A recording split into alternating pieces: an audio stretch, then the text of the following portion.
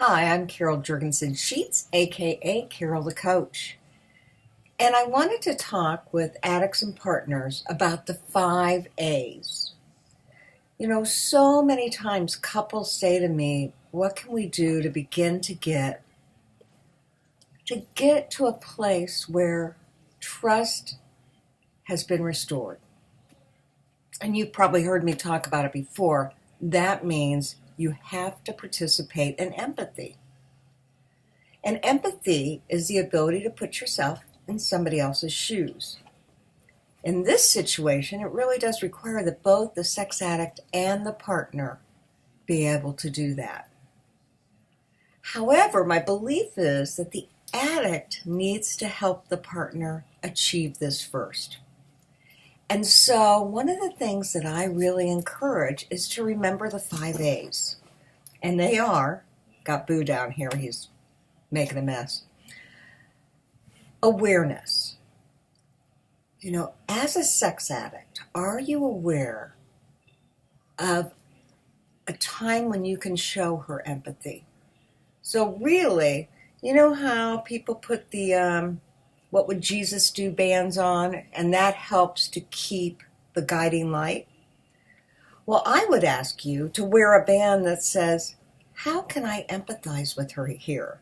And when you develop that kind of awareness, she's going to feel it, she's going to see it, and she's going to know it. Okay, awareness is the first A. The second A is acceptance. Am I willing to risk being vulnerable with my partner and to practice empathy for our coupleship, even if she responds poorly? I've seen it time and time again that the addict starts utilizing these tools and the partner is still so wounded and so angry that she throws up her guard and she says, I don't buy it, I don't believe it, and I'm not going for it. And that, of course, is very difficult for a sex addict because he's already carrying a lot of pain and a lot of shame. And he puts it out there and the partner rejects it because she's protecting herself.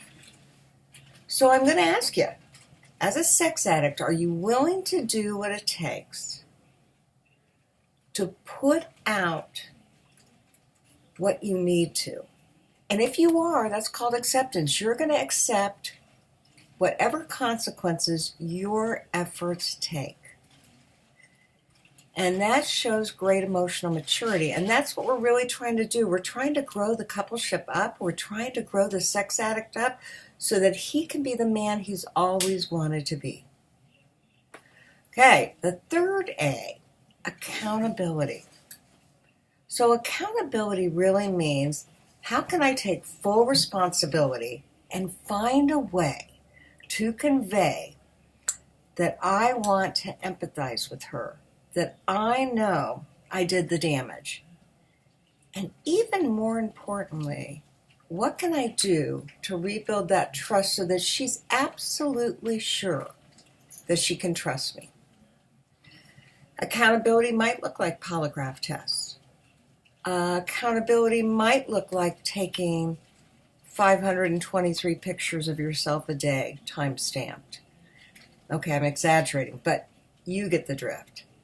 Accountability might mean that you leave your phone on so that when she calls, she doesn't have to wait 42 minutes for you to call her back.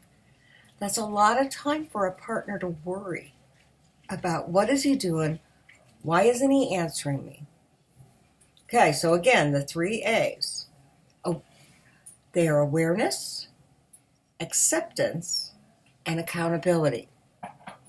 Now, the next A is acknowledgement. What can I say that lets her know that I am fully aware of the damage that I've caused?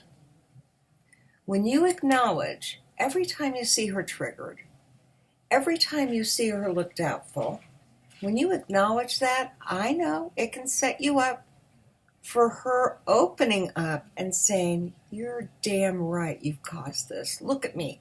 I can't sleep. I can't eat. I can't trust.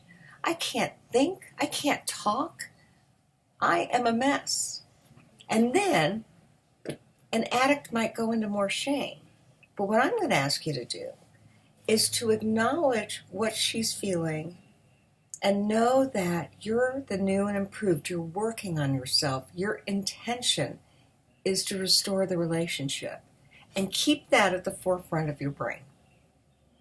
Okay, that's the fourth A, acknowledgement. And the fifth A has to do with an action plan.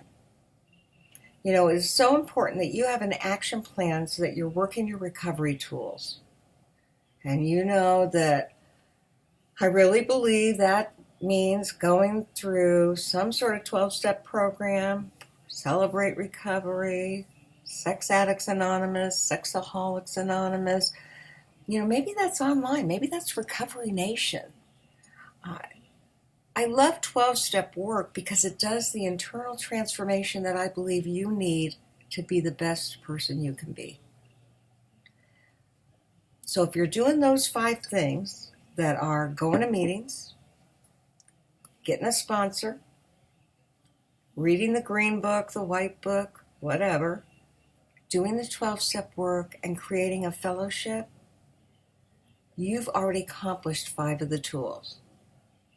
Now, if you're going to a meeting once a month, that isn't an accomplishment. You're barely putting in the time to work on yourself. If you're somebody who's been going to meetings for 3 or 4 years and you haven't finished your 12-step work, get another sponsor and get going on that, or go to a workshop. You should be doing the 12 steps within the first year of the program. You should start them right away and you should be finished by then. The next 5, of course, have to do with going to a CSAT like myself, going to an APSATS trained therapist for couples work, going to a sex addictions therapy group, reading spiritual and recovery materials, praying, meditating, and journaling, and then again those accountability tools, getting filters on your phone, going to a polygrapher, that kind of thing. Now that's the action plan I'm talking about. Because you've got to create an action plan that reinforces that you are changing, that you are becoming the new and improved, and that these changes are here to stay. So I want you to follow the 5 A's and work them diligently no matter what her response. You owe it to her, you owe it to yourself, and you owe it to the coupleship. I'm Carol Jurgensen Sheets, aka Carol the Coach, and listen, go to my podcast, Sex Help with Carol the Coach. It's on Blog Talk Radio. And keep watching the videos. There are snippets of what you can do to feel better, to be better, and to know better. Have a great week.